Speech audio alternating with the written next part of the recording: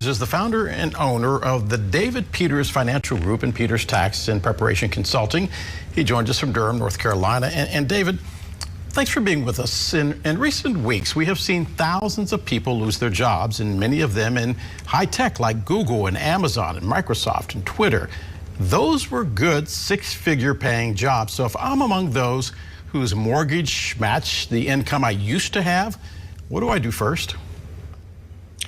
Well, I think that probably the first thing that I would do is take another look at my budget because I think for the average person, I like to focus in on the money that we maybe already have. And let's cut out the expenses that we don't need. I think that's an important piece. And I think that that's a good place to start for a lot of people. Let's try to focus in on the things that maybe we don't need first, and we might find some cash flow that way. So let me ask this question. How do we decide who gets paid?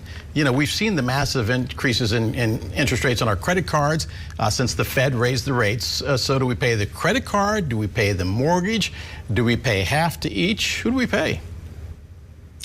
Well, I mean, in general, I think that it's probably best to pay down your highest interest debts first. But, you know, there are certain expenses where, you know, some are more important than others. You mentioned the mortgage. Well, you know, we need to make sure that we pay the mortgage every single month. And so we probably prioritize that ahead of maybe credit card debt.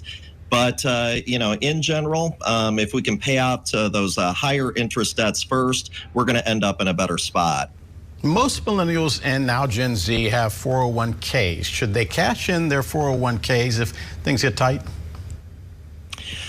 If that is the last resort, and then maybe that's what you need to do. But let's try to look at some other things first. I mean, I do think that there might be some options on the table that maybe people haven't thought of.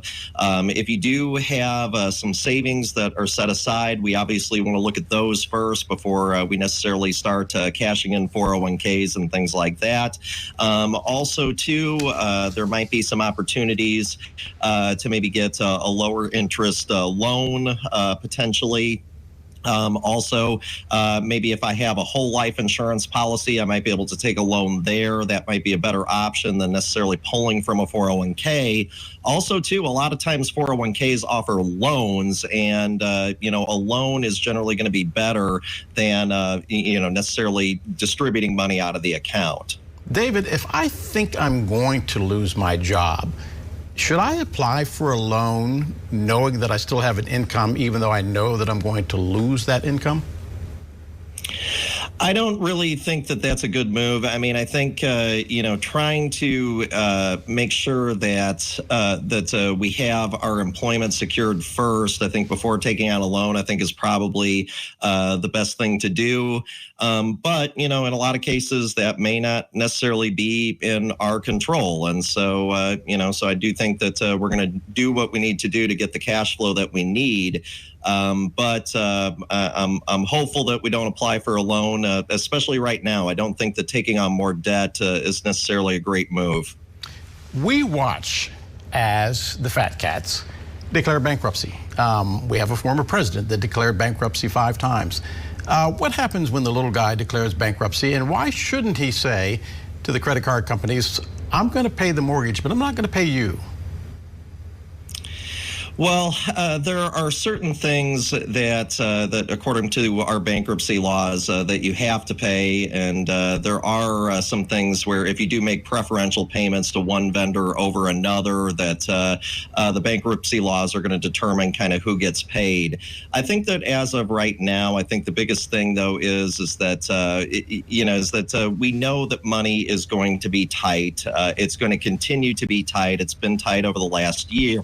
And so if there's things that we can do now to cut down on our costs and just to try to create more cash flow, looking at our budget, looking at, you know, maybe whole life insurance policies to try to get a loan there, loans from 401ks, that's what we need to do right now. I think that in a lot of ways, as I've told clients, I think that you can kind of almost tie yourself up in knots with all of the possibilities. I think that just being prepared for the fact that money is going to be tight, I think is probably the best move at this point. David, the last time I interviewed you, a woman sent me an email and she said, I need to ask you this. She asked, do banks care if we face a recession? Because after all, it's a mortgage. They get your house back on the cheap. Well, banks are always going to be adjusting to the economic conditions that are out there. Do they care? I mean, I hope that they do, but